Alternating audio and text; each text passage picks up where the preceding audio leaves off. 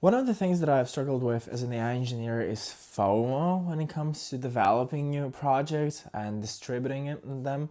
And there are probably one, two, maybe three things that I can think of that have actually helped me in overcoming this kind of emotional bias, I would say.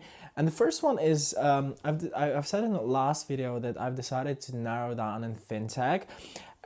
This is like financial technology domain, and the reason of that is that I've met one founder from Y Combinator, and he told me that if you're in ML engineering, AI engineering, you're probably better off choosing one thing and specialize in that, because if you're a general AI engineer, that's cool, but it doesn't make you stand out. And especially from a business perspective, if you look at the market and you realize I will be doing this and that and this and that for those people and for those people, you're spreading yourself out for too many things. You cannot do everything for everyone, and so choosing one domain will help you a lot, as it has helped me.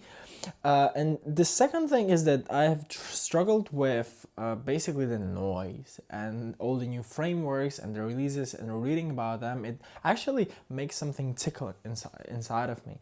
Why? Because obviously when you see a new framework, you start thinking, oh, I have to try that. But most of the time, majority of the time, you don't need to try that.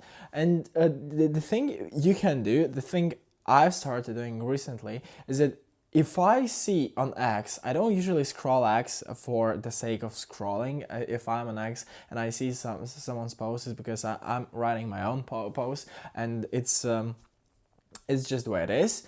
I have found it very useful to, if you see a framework, a tool, a concept, whatever it is, a paper on archive, you just write it down, and at the end of the week or a designated time, even let it be like 2 hours, 1 hour, 3 hour, just to go through all those tools. It doesn't have to be all the tools, because it's not real. Remember, this AI thing is just a rush. It's a rush, and the rush is the primary cause of FOMO. And if you have the list of all the ideas, of all the new frameworks, new whatever it is, if you've seen like a cool repository and you've seen a cool course on the I don't know, fine-tuning these kind of models for these kind of purposes, it doesn't matter, just write them down and designate a certain time to worry about that. It's a cool thing. Like, your brain will actually know that this is the right time to worry about that.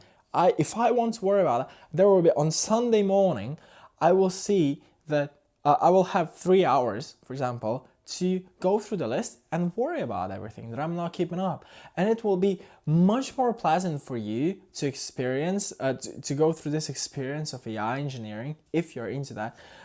To obviously you're into that because you're watching all of this, but it's anyways, if you choose one domain, and then if you see the new thing, make a list of that and designate a time for it.